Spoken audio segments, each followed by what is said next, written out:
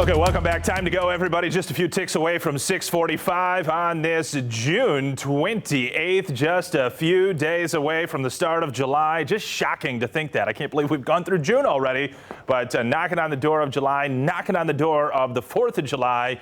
What is happening? We didn't have the greatest Memorial Day weekend, if you recall. It wasn't terrible, but it wasn't the greatest. We got that heat wave the next weekend. So what about the 4th of July? Are we going to crank up the temps around here? Well, you know, it kind of remains to be seen. You'd think this close that we'd have a real good idea, and we do have an idea, but I'll tell you, there is some question mark how it is going to shake out there Saturday, Sunday, and Monday. Some warmer temps building on this European model as it does start to shift in some drier air from the west and northwest. The GFS model, this quote-unquote American model, says no to that. So we'll see how it shakes out here, folks. But in the short term, I think we do have, well, we already do have a couple showers and thunder showers out there right now to the south and southeast of Grand Rapids. If you live in Grand Rapids this evening, probably shaking out dry for the most part, though there will be at least a shot for a shower as we progress later on tonight. Same story over towards the lakeshore. Drier forecast late week, question mark, question mark. That's what I'm talking about. Friday, Saturday, and Sunday.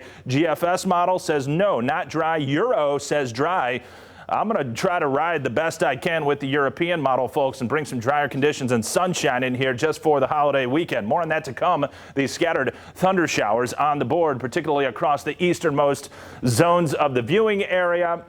Allegan County, Berry, and Eaton. That is the string of counties here from west to east, getting some activity recently in Berry County over towards Eaton County. Heavy downpours, perhaps even some gusty winds. Haven't seen any reports, official, clockings with miles per hour, but maybe 30 to 35 miles per hour with some of this activity. Severe weather, though, it's not off the board here. It's not impossible. I think it's not much of a concern as we go forth. I'll keep an eye on these cells across the region, though, as we go forth.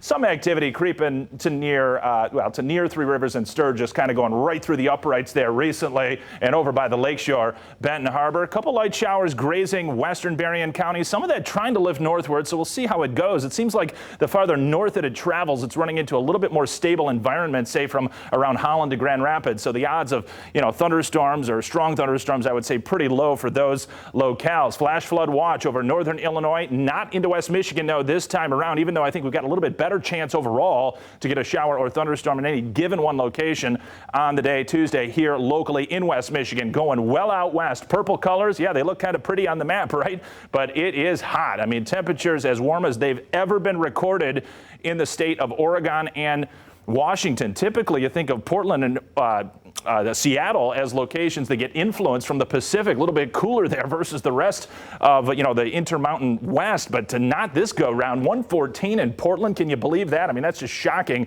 105 in Seattle, while it's 70 degrees with a wind off of the Pacific.